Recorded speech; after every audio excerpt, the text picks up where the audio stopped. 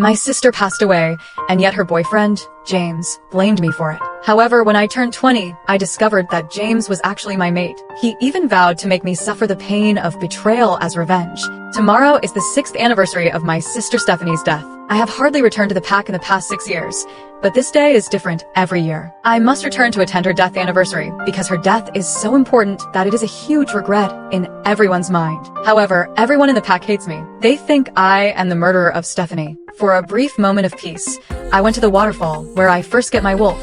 I sat on a rock with my eyes closed and listened to the sounds of nature quietly. Suddenly, my wolf ran back and forth excitedly in my mind. Mate. Our mate. Mate. I open my eyes suddenly and see the man not far away. It turns out to be James, who almost becomes my brother-in-law, and at the same time, he is the one who hates me the most. He firmly believes that I am the murderer of my sister. Before I can come to my senses from the shock, he strides over to me and kisses me. His scent is so fascinating that just when I indulge in his kiss, he suddenly seems to come to his senses, shakes me off, and questions me. Lily, why do you pretend to be Stephanie? I say helplessly, it's clearly you who mistake the person. He shakes his head in disbelief, his eyes filled with anger and hatred. No, this is not true. You must have planned this. You killed Stephanie so that you could take me from her. You know nothing. I hiss back at him. I was 14 when Stephanie died. 14, and it is the moon goddess who picks our mates, not us. There is no way that I could have killed Stephanie knowing that the moon goddess would mate me to you 6 years later. I am a werewolf, not a psychic. He seems to go mad and doesn't listen to any explanation. He glares at me fiercely. Listen, Lily, I won't let you succeed. I will be with all kinds of women, but not you. Get ready to experience the pain of betrayal. This is the price you pay for killing Stephanie. With that, he turns and walks away.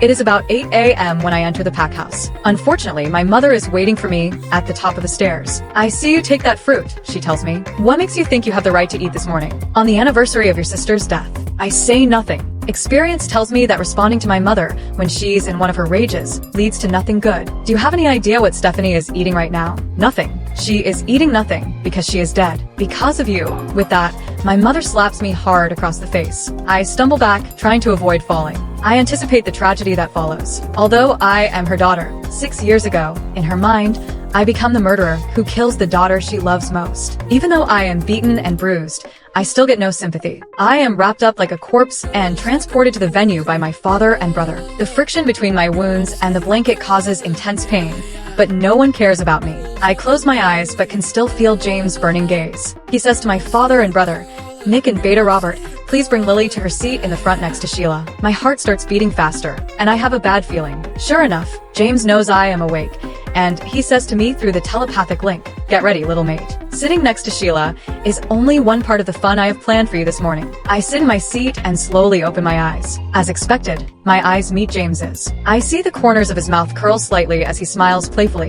Then, he announces condescendingly, it's showtime. Just then, something unexpected happened.